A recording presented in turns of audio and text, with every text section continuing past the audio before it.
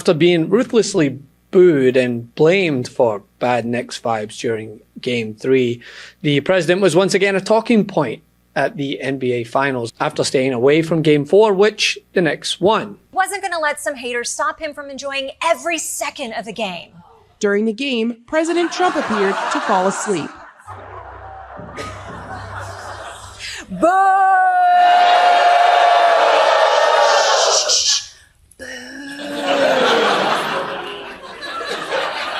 Sir, you can't sleep through the game. You're the president, not Game 3 referee Mark Davis. Mark,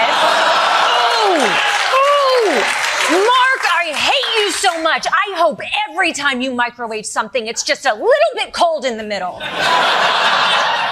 He became the punchline on late night shows outside the arena and mostly outside the controlled MAGA bubble that he's kept in. You see, he's not greeted like a conquering hero that he thinks he is. He's often greeted like a disruption. And it starts with Fox's best efforts to frame the response to Trump at Madison Square Garden as mixed. I mean, it could have been clearer that the president was not missed during Game 4 because he was booed so badly at Game 3.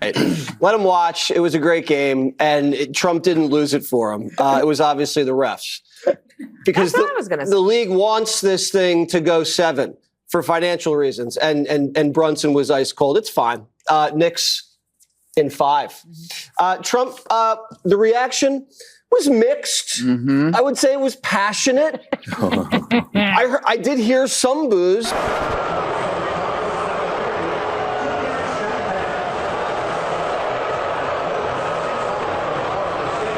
Hosts like Desi Lyric and Jimmy Kimmel were among the hosts mocking him after the Knicks-Spurs Game 3 loss, where Trump was booed loudly when shown on the Jumbotron screens during the national anthem as well. A lot of celebrities are expected to be at the Garden on Monday, including the biggest celebrity of all, a guy who draws bigger crowds than Martin Luther King and Elvis without even playing the guitar combined. President Trump said he is planning to go to New York for the game. This would be the first time Trump has appeared at a court in New York since being convicted of 34 felonies. Trump is a fan of the Knicks.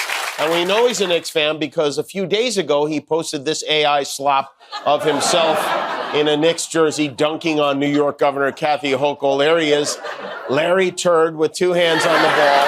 The president wants to be there in person to support his hometown team and, if necessary, to overturn the results of the game. I just can't wait to hear him try to say the word Wembanyama. That's what I'm looking forward to. You'd think Trump would be rooting for the Spurs, right? It's what got him out of Vietnam. Which even Jon Stewart revealed was so shocking to witness in person, explaining that even the sound of the national anthem didn't stop New Yorkers from booing the president. The Daily Show host and anchor described the scene in an episode of his podcast, The Weekly Show with Jon Stewart, as, quote, "It was in the middle of a guy with a beautiful voice singing the national anthem. This was, and the land of that," and then it cuts away and everyone's like, boo. It was more, I think, the juxtaposition of it that made it so much more shocking and clear. John, some people said Trump received a mixed reaction last night when he appeared on the Jumbotron. What do you think? Mixed? I mean, mixed in the sense that it was 90% booing and 10% confusion. Like, first of all, I mean, it wasn't mixed in any, like, I've been in Madison Square Garden. Like, it was no more mixed than what the Spurs received. Like, I'm sure there were like 15 people in Madison Square Garden who were like, Wemby! But like, overwhelmingly, people were like, fuck them. And they did it during the anthem for that reason. They thought we got him. I know how to safeguard this. This is a safe space. We'll do it in the anthem. What are you going to do, sir? I'll stand at attention with a salute, and the people will, it's America, they'll have to. And people immediately were like, fuck yeah. Like, it was crazy.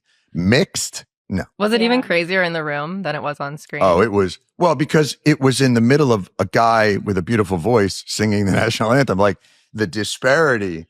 A lot of times when people boo, it's coming out of like, you know, the music playing is like, down, down, down, down, down, down, down, down, down, down, down. Your, you know, San Antonio Spurs, boo! This was, And the land of the, and then it cuts away and everybody's like, "Boo!" And you're immediately just like, are we being attacked by the, like, so it was more, I think the juxtaposition of it made it so much more shocking and clear. Yeah. And the idea, and I've heard of people that, actually, and it's also an insight into the window of his power of reality distortion. Yeah. What'd you think of the response? Amazing, actually. I thought it was great. I thought it was wonderful. And you're like, that was like, I don't know what he filters through, whatever ear holes he's filtering through, but I do think he genuinely heard that as cheers. Like, it's the power of positive thinking. I really don't know. Like, oh my God. Norman Vincent Peale, baby. He is an acolyte of Norman Vincent Peale, by the way. Really? Power of positive thinking, yeah. Oh, it's clearly working out for him. Yeah, that's his church. But wait, do you want him to go to Game 4? I don't want him anywhere near. And it just shows how we were on the craziest, high-vibed. We were on a run like no basketball team has ever been on. We hadn't lost in over a month, and he shows up. And I'm superstitious. Like, I'm wearing the same clothes every time I'm going.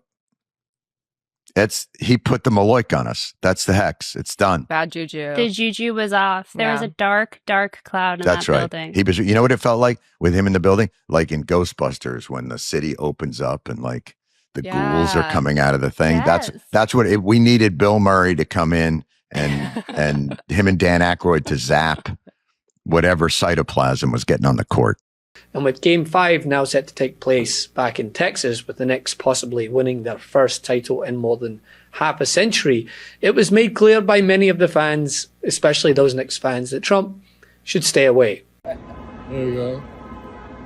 There we go. Yeah. There it is. There it is. Hold on. Come get some, Sean. Come get some, Sean. Need that. Need that. Come get some. Need that. Please. Need that. Same. Come on. Get this out of here. All right, World Cup, you cool.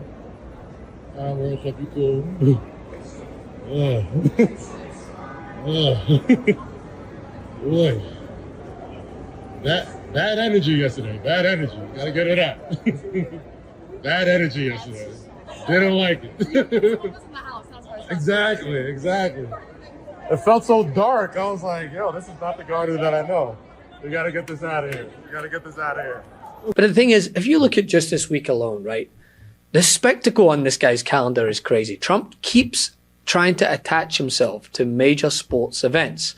The NBA Finals, UFC Freedom 250 that's happening this weekend. But he continues to put himself in a cultural space, expecting a thunderous reception. But as we've discussed, the country's not in a celebratory mood. People are struggling to put gas in the tank and groceries on the table, which makes the grand nature of every spectacle hard to stomach. The right people come into our country. Are you going to go to any games? I will. Are you concerned, Mr. President, about the latest inflation number which came out this morning? Could that be a No, I love it. The numbers were great. You know what I really love? I love the inflation. You know why? Because as soon as this war is over, I can say it now. Something you didn't know. Do you know we've been taking out millions of barrels of oil? Nobody knows it. You know who doesn't know about it? Iran, until right now. We took out the other night 22 ships, late at night with no lights, because they don't have any radar, because we blasted the crap out of it. We took out, that's why oil's $85 a barrel. I mean, you take a look. Remember when I did this, I said, look, the one bad thing will be, we hit the best economy we've ever hit. And I said to my people, I had Scott, I had Howard, I had Pete, I had all of them. I had Todd in the room. I said, the one thing we have to do now, we had just hit the highest stock market in history, highest 401ks in history. Everything was going well. And I said, I hate to do this to you guys, but Iran's going to have a nuclear weapon very soon.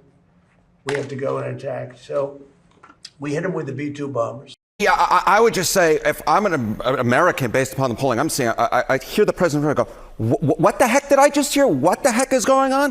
One of the most politically tone-deaf statements I've ever heard, and you can see it in the numbers right here. Americans don't like the inflation. They hate the inflation. They don't love the inflation. They hate the inflation. Inflation net approval, minus 50 points or worse. 50 points underwater or worse. Total polls per president. Trump in 2026, already at least eight polls in which his net approval rating on inflation or the cost of living is negative 50 points or worse.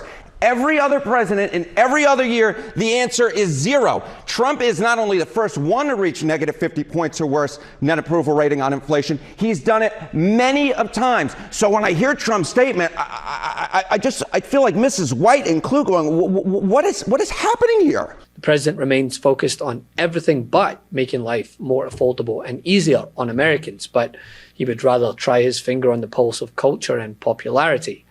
I mean, what is surprising is his decision also to skip the US men's national team's opening World Cup game on Friday, seeing how much economic focus has been put on the tournament as a whole. But as we've reported extensively here at Meidas, thanks to Trump, it hasn't been the tournament many expected. Hotel owners and major host cities have been very much underwhelmed with the traffic coming in. So maybe he just opted to stay in DC in the safe space around his UFC event to avoid another Madison Square Garden catastrophe. Want to stay plugged in? Become a subscriber to our Substack at MeidasPlus.com. You'll get daily recaps from Ron Filipkowski, ad-free episodes of our podcast, and more exclusive content only available at MeidasPlus.com.